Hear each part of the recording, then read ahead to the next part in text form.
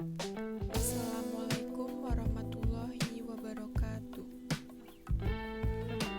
Perkenalkan, nama saya Sigit Indasari, NPM 1811060414 dari jurusan Pendidikan Biologi dengan dosen pembimbing lapangan Bapak Muhammad Muhsin M.Hum. Di sini saya akan menjelaskan mengenai video pembelajaran tentang materi protista mirip tumbuhan. Baiklah, saya akan menjelaskan mengenai protista mirip tumbuhan. Protista mirip tumbuhan ini disebut juga dengan alga, yaitu protista yang bersifat fotoautotrof. Hal ini dikarenakan protista tersebut memiliki kloroplas yang mengandung klorofil, atau plastida yang mengandung pigmen fotosintetik lainnya. Ciri-ciri alga yang pertama itu, alga bersifat uniseluler atau multiseluler. Maksudnya, alga ada yang bersel satu dan juga bersel banyak. Alga yang bersifat uniseluler ada yang hidupnya soliter dan ada juga yang membentuk koloni. Yang kedua, ukuran tubuh pada alga itu bervariasi, mulai dari yang mikroskopis berukuran 8 mikrometer hingga yang makroskopis dengan ukuran mencapai 60 meter. Kemudian bentuk tubuh pada alga itu tetap, karena alga memiliki dinding sel. Dinding sel pada alga ada yang mengandung selulosa, hemiselulosa, silika, dan lain-lain. Bahan-bahan tersebut membentuk gel sehingga tubuh alga terasa berlendir atau seperti karet. Kemudian, alga memiliki beberapa jenis klorofil, yaitu ada klorofil A, klorofil B, klorofil C, dan juga klorofil D. Semua klorofil tersebut tersimpan di dalam kloroplas. Bentuk kloroplas pada alga itu bervariasi, ada yang bentuknya spiral, cakram, bulat, jala, bintang, mangkuk, dan juga seperti pita. Kemudian, cara hidup pada alga itu ada yang sebagai plankton, neuston, dan bentos. Plankton itu merupakan organisme yang melayang mengikuti arus air, sedangkan neuston adalah organisme yang mengapung dan berenang di permukaan air. Serta bentos merupakan organisme yang melekat di dasar perairan. Kemudian, reproduksi pada alga itu terjadi secara seksual maupun aseksual. Reproduksi pada alga secara seksual itu dia dilakukan dengan konjugasi, singami, dan juga anisogami. Sedangkan reproduksi aseksual dilakukan dengan pembelahan binder, fragmentasi, dan pembentukan spora vegetatif. Kemudian klasifikasi alga. Ada Eclenophyta, Chlorophyta, Chrysophyta, Basilarhiophyta, Pyrophyta, Paephyta, dan juga Rhodophyta. Yang pertama ada Eclenophyta. Eclenophyta ini alga yang memiliki ciri-ciri seperti hewan dan tumbuhan. Dikatakan seperti hewan karena dia bergerak aktif seperti hewan. Dikatakan seperti tumbuhan karena dia memiliki klorofil untuk berfotosintesis. Kemudian ciri-cirinya, yang pertama dia bersifat uniseluler, tubuhnya berbentuk oval, tidak memiliki dinding sel, memiliki kloroplas berbentuk oval, memiliki stigma atau bintik mata yang berwarna merah, memiliki klorofil A, klorofil B, xanthofil, dan karotin. Kemudian, Eclenophyta ini hidup di air tawar seperti air kolam, sawah, dan danau, dan memiliki flagela sebagai alat gerak. Kemudian organisme yang tergolong pada Eclenophyta itu ada Eclena viridis, Eclena rubra, Astacia sp, Pachus sp, Paranema sp, dan Colacium calvum. Struktur pada Eclena ada flagela, stigma atau bintik mata, kloroplas, mitokondria, nukleus, paramilon, retikulum endoplasma, badan Golgi, vakula kontraktil, dan juga fotoreseptor. Kemudian yang kedua ada chlorophyta. Chlorophyta ini merupakan alga yang berwarna hijau karena memiliki pigmen dominan berupa klorofil A dan klorofil B, serta pigmen tambahan berupa karotin dan xanthofil. Ciri-cirinya, yang pertama bersifat uniseluler atau multiseluler. Kemudian bentuk tubuhnya bervariasi, bersifat fotoautotrof, reproduksinya secara seksual dan aseksual. Kemudian dia memiliki kloroplas yang bentuknya bervariasi. Contoh-contoh chlorophyta ada Chlorella, Chlamydomonas, Chlorococcum, Volvox, Hydrodition, Spirogria, dan Ulva. Ini merupakan contoh dari chlorophyta. Kemudian yang ketiga ada Chrysophyta. Berasal dari bahasa Yunani yaitu chrysos yang berarti emas. Chrysophyta ini disebut juga alga emas atau alga pirang karena memiliki warna keemasan.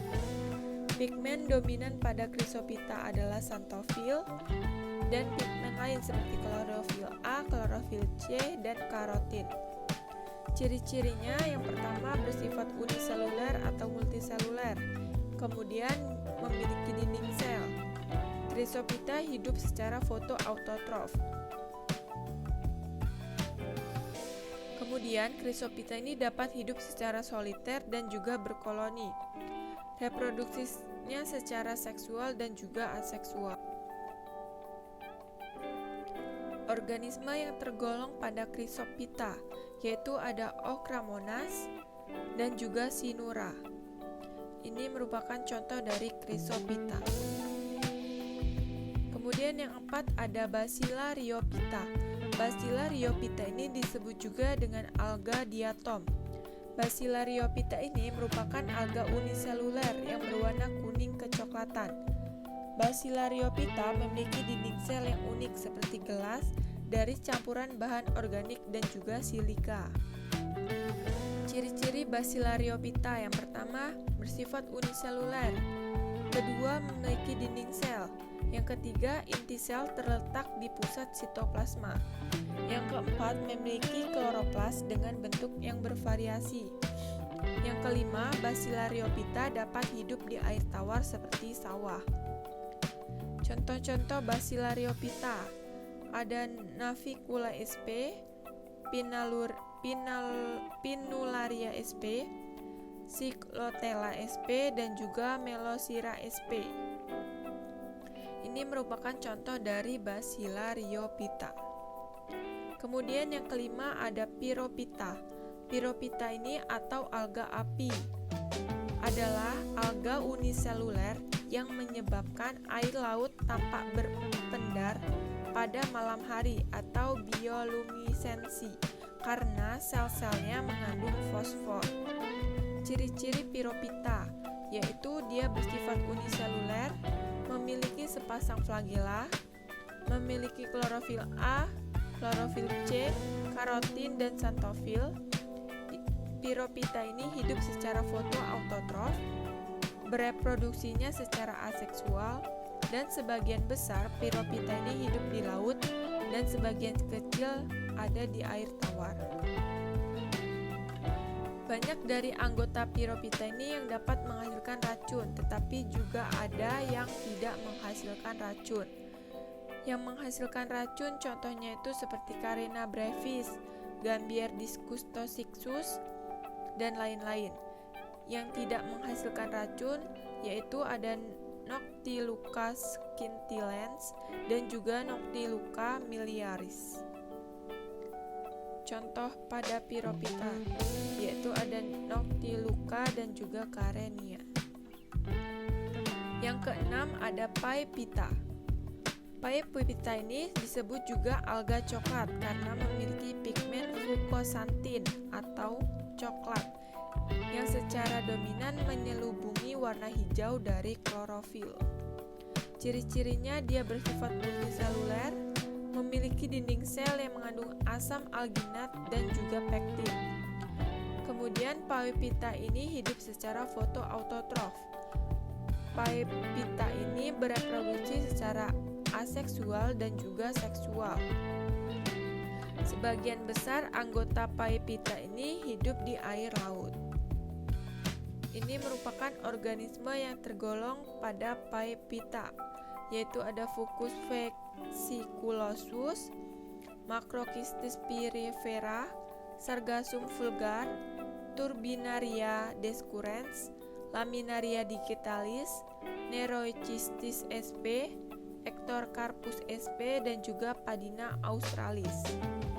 Ini merupakan contoh dari Paiepita. Kemudian ada Rhodophyta, yaitu disebut juga dengan alga merah. Adalah alga yang memiliki talus berwarna kemerahan karena mengandung pigmen dominan, yaitu phycoerythrin. Pigmen dominan ini menutupi pigmen lainnya seperti klorofil A, klorofil D, karotin, dan phycobilin yang tersusun dari phycoerythrin dan juga phycocyanin. Ciri-ciri Rhodophyta: yang pertama bersifat multiseluler, kedua memiliki dinding sel yang mengandung selulosa dan pektin, ketiga tidak memiliki flagela, keempat Rhodophyta hidup secara fotoautotrof, yang kelima Rhodophyta yang hidup di laut dan berwarna merah gelap. Organisme yang tergolong pada Rhodophyta itu ada Gelidium robustum, Gracilaria sp, Eccheuma spinosum, Corallina officinalis, Gigartina mammillaria, dan juga Chondrus crispus. Ini merupakan contoh dari Rhodophyta. Kemudian peranan pada alga. Yang pertama, ganggang coklat atau Paiepita dimanfaatkan sebagai industri makanan atau farmasi, dan algin atau asam alginat dari ganggang coklat digunakan dalam pembentukan es krim. Kemudian ganggang merah atau Rhodophyta dimanfaatkan sebagai bahan makanan dan kosmetik, misalnya Euchema spinosum. Yang ketiga, ganggang keemasan atau Chrysophyta. Ini berguna sebagai bahan penggosok dan bahan pembuat isolasi. Dan ganggang hijau atau Chlorophyta dimanfaatkan sebagai sumber makanan alternatif, misalnya seperti Spirulina sp. Sekian penjelasan saya mengenai video pembelajaran tentang materi protista mirip tumbuhan. Apabila ada kata-kata yang salah, saya mohon maaf. Wassalamualaikum